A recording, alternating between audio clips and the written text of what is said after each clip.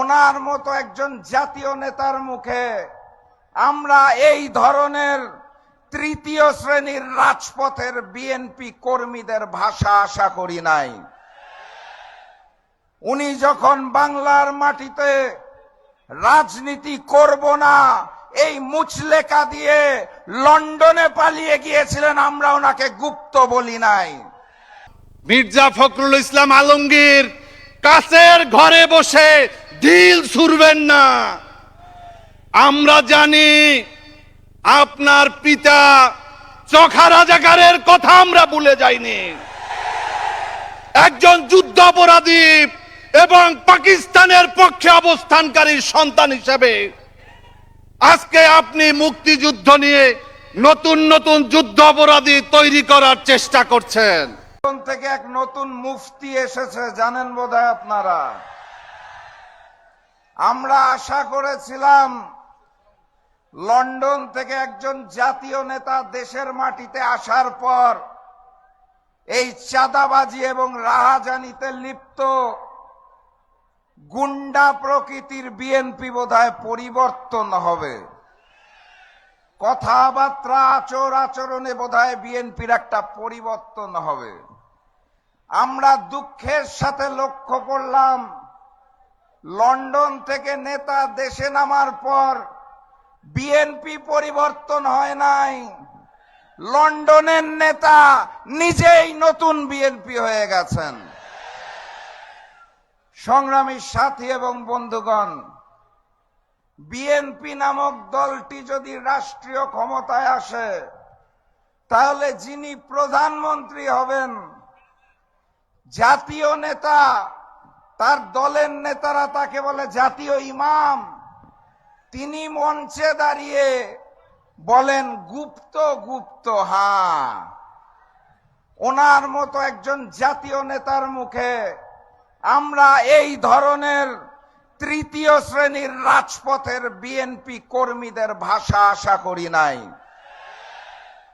উনি যখন বাংলার মাটিতে রাজনীতি করব না এই মুচলেকা দিয়ে লন্ডনে পালিয়ে গিয়েছিলেন, আমরা ওনাকে গুপ্ত বলি নাই।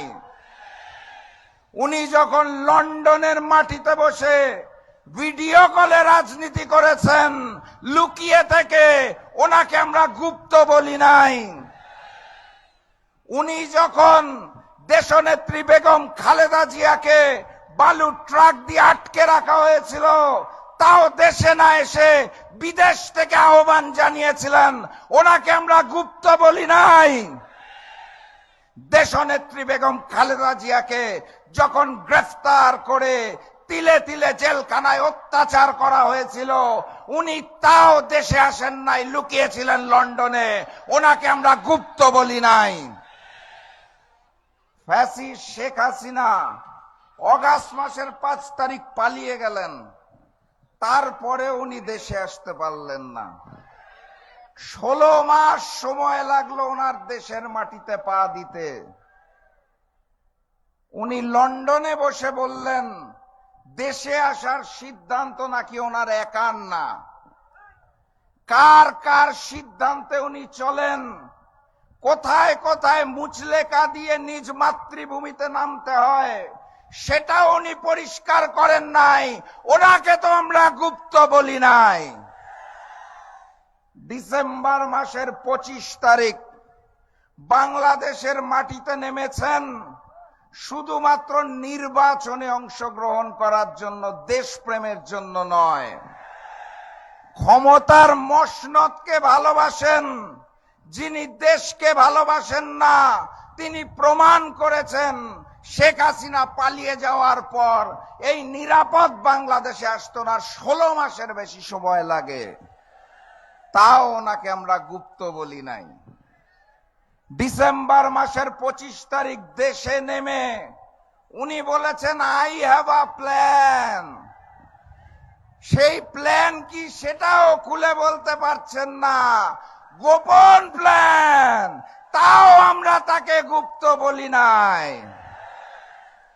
উনি মঞ্চের মধ্যে দাঁড়িয়ে জামাত এবং শিবিরকে উদ্দেশ্য করে বলেন গুপ্ত। আমাদের উচিত ছিল ওনাকে গুপ্ত বলা, কিন্তু রাজনৈতিক শিষ্টাচারে আমরা একটা জাতীয় মঞ্চ থেকে গুপ্ত বলতে পারি না। এটা জনাব তারেক রহমানকে শিখতে হবে। এই বাংলাদেশ ঢাকা আলিয়া মাঠ একটি ঐতিহাসিক মাঠ। বিগত ফ্যাসিবাদী সরকারের সময়ে আমার হাতের ডান পাশে এই যে ক্যাঙ্গারু কোর্ট, এই ক্যাঙ্গারু কোর্টে আল্লামা দেলোয়ার হোসেন সাঈদীর বিরুদ্ধে মিথ্যা এবং বানোয়াট মামলায় সাজানো রায় দেওয়া হয়েছিল। এই ক্যাঙ্গারু কোর্টে বিএনপির চেয়ারপারসন বেগম খালেদা জিয়ার বিরুদ্ধেও মিথ্যা এবং ভিত্তিহীন রায় দেওয়া হয়েছিল। বেগম খালেদা জিয়ার সাথে 2006 সাল থেকে 18 সাল পর্যন্ত কাজ করার সুযোগ হয়েছে। প্রত্যেকটা কর্মসূচিতে, প্রত্যেকটা প্রোগ্রামে, বিশেষ করে এই আদালতে যাদের বিরুদ্ধে রায় দেওয়া হয়েছিল, আল্লামা দেলোয়ার হোসেন সাঈদী, এবং মিথ্যা মামলায় যে ফাঁসি দেওয়া হয়েছিল মাওলানা মতিউর রহমান নিজামী, আলিয়া হাসান মুজাহিদ, আব্দুল কাদের মোল্লা এবং আরো যে আমাদের ভাইদেরকে বিনা বিচারে হত্যা করা হয়েছে, বিচারের নামে অবিচার করা হয়েছিল, প্রত্যেকটা প্রোগ্রামে বেগম খালেদা জিয়া হাত উঁচু করে দরাজ কণ্ঠে বলেছিল এই বিচার হচ্ছে অবৈধ এবং মিথ্যা সাজানো মামলায়।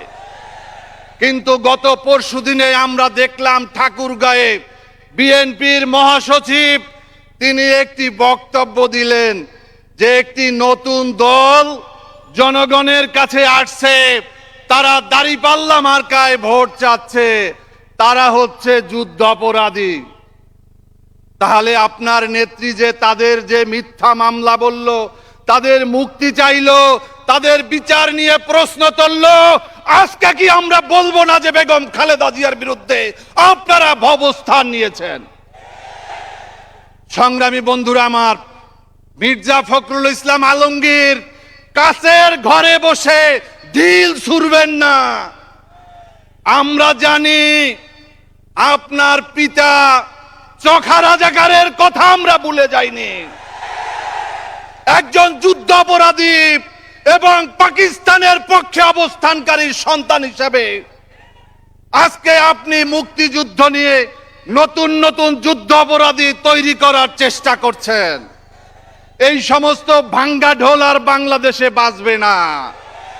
5 তারিখে হাসিনা পালিয়ে গিয়েছে এবং এই মুক্তিযুদ্ধের চেতনার নামে বাংলাদেশে যে বিভক্তির রাজনীতি, বাংলাদেশে যে হানাহানির রাজনীতি, তার বিরুদ্ধে আজকে আমাদের ডাক্তার শফিকুর রহমান ঐক্যবদ্ধ বাংলাদেশের ডাক দিয়েছে। তাই বাংলাদেশ লিবার পার্টি, আমরা বিএনপি ছেড়ে আমরা এখানে অবস্থান নিয়েছি। বন্ধুরা, আগামী 12 তারিখে ইসলামী ছাত্র শিবির যেভাবে 5টি ক্যাম্পাসে বিজয় অর্জন করেছে, আমরা জামাত ইসলামীর নেতৃত্বে আগামী বাংলাদেশে আগামী 12 তারিখে এই জাতীয় সংসদ নির্বাচনেও বিজয় ছিনিয়ে আনবো ইনশাআল্লাহ।